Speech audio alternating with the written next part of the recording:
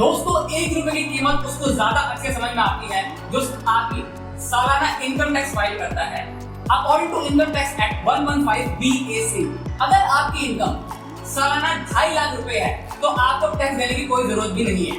लेकिन अगर आपकी इनकम 2.5 लाख रुपए से 1 रुपए भी ज्यादा है तो आप सेकंड कैटेगरी यानी कि 2.5 लाख से 5 लाख रुपए की कैटेगरी में आ जाते हैं। उसके ऊपर आपको 5% का टैक्स देना होगा।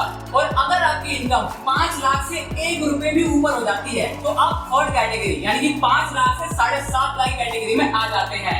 तब आपको जो 5 लाख रुपए का जो टैक्स है यानी कि 12,500 रुपए प्लस उस 1 रुपए पे यानी कि जितनी भी 1 रुपए का एग्जांपल है यानी कि जितने भी आपने उस पे अमाउंट कमाया होगा और ज्यादा उस पर भी आपको 10% टैक्स जोड़कर देना होगा। और अगर आपकी इनकम 7.5 लाख रुपए से 1 रुपया और ज्यादा हो जाती है तो आप जो है वो नेक्स्ट कैटेगरी में आ जाते हैं यानी कि 7.5 से 10 लाख रुपए के बीच में।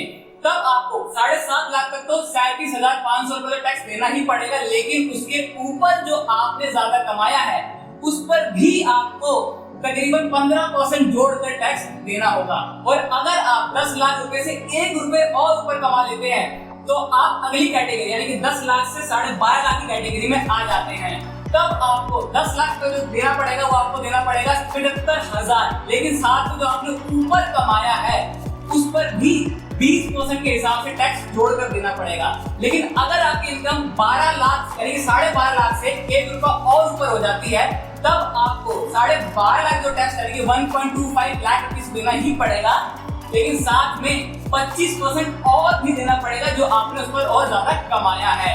और अगर आपकी इनकम 15 लाख से ऊपर हो जाती है, 1 रुपया भी अगर ऊपर हो जाती है तो आपको 1.875 लाख 12.5 लाख तो देना ही पड़ेगा, प्लस उसके ऊपर और जो 1 रुपया आपने कमाया है उस पर आपको 30% के हिसाब से टैक्स देना ही पड़ेगा।